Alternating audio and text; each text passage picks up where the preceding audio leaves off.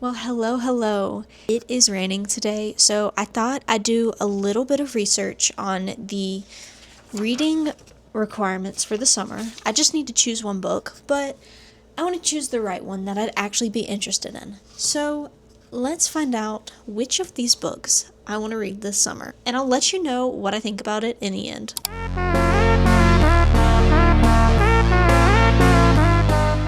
I will place a list right here. And you can see each of these is about justice. So I'm not taking AP Language this year because AP Classroom or AP College Board was not nice to me this year. So I was done with them. So I'm done with them for a little bit. And I decided not to do AP Language. So we're doing the regular English, which is just fine. Doing AP classes does help you get some college credit, but you don't really need them because you're going to college to go to college.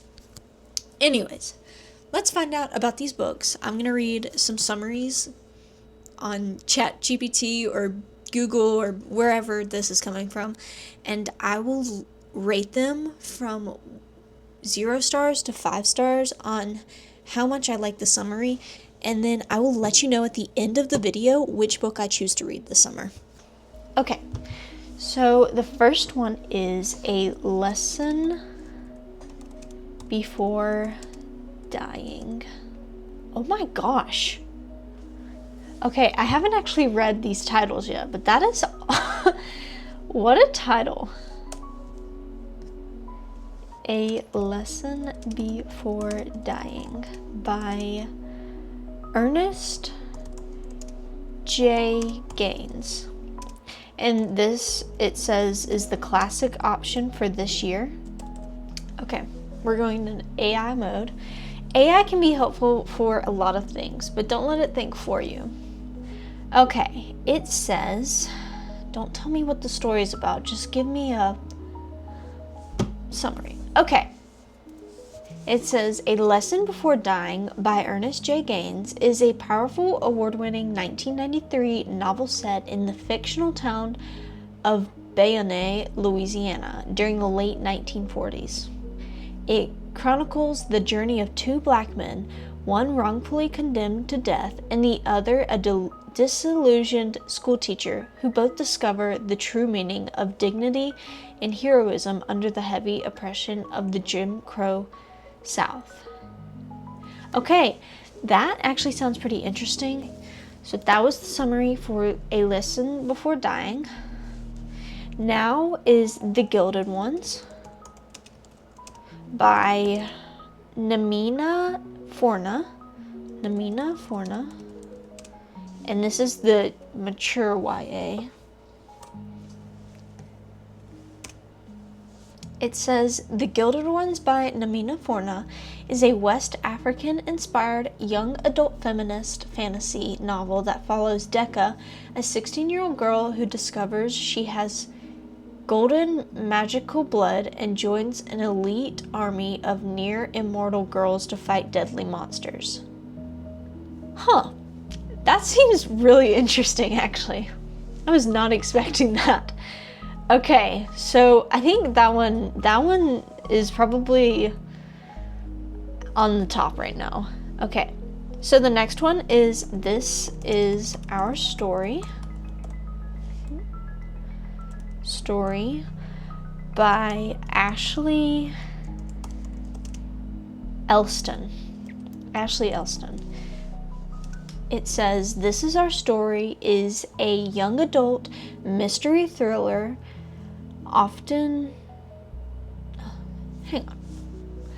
This Is Our Story is a young adult mystery thriller that follows a high school intern who risks everything to uncover the truth behind a deadly hunting accident. Ooh, that sounds interesting. Okay, summer reading. Okay, that's pretty good. Okay. Oh, I don't know how I'm gonna choose. I might I know this is a little nerdy, but I might read more than one of these just because I want to. The next one is They Called Us Enemy, can't spell, by Brian Stevenson. And it said, there is a young reader's edition. No, hang on, I'm reading this wrong. They Called Us Enemy is by George Takei. I'm sorry if I'm butchering these names. I genuinely don't know how to say them. Okay. It said, no, give me a summary. God.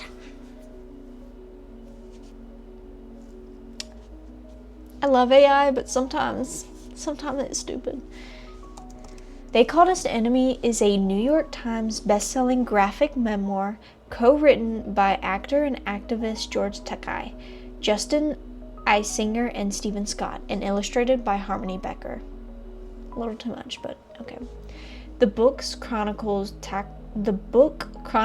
Takei's childhood incarceration inside American concentration camps during World War II, juxtaposing his innocent childhood memories with the harsh realities of state-sponsored racism. Oh my gosh. Okay, that sounds pretty interesting. Okay, I could get behind that. Next is Just Mercy by Brian Stevenson.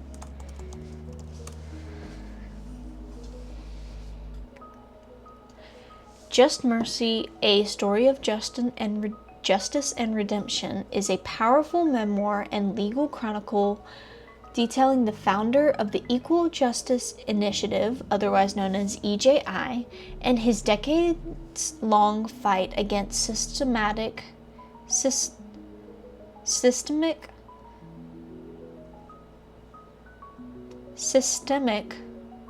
guys, I can't say this. Okay, racism, poverty, and legal corruption within the American criminal justice system. Oh my gosh, I can't say system or system.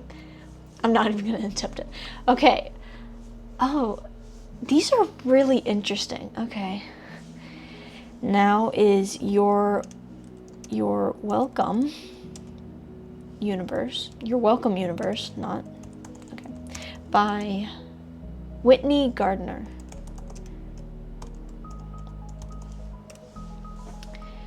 Your Welcome Universe by Whitney Gardner is a vibrant contemporary young adult novel that explores identity, deaf culture, and the healing power of street art. The book features unique interior illustrations of the main character's graffiti. Ooh, that's interesting. We have two more. Now is Adnan's Story by Rabia Chaudhry. I hope I said that right.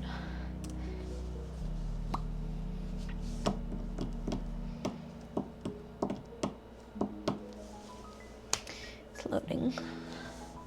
Probably because I have too many tabs open. It's fine. Adnan's Story, The Search for Truth and Justice After Serial. Oh my gosh. Okay, hang on. Adnan's Story, The Search for Truth and Justice After Serial by Rabia Chaudhry is a compelling nonfiction book and a legal memoir that re-examines the conviction of Adnan Syed. Chaudhry, an attorney and close family friend, provides an insider's look at the case, filling in gaps left by the viral podcast Serial. Oh my goodness. It's about that's really cool. Oh, and also we have to write an essay on one of these books, so I don't know how I'm gonna choose. Okay, finally, it's The Firekeeper's Daughter by Angelina Bowley. Okay.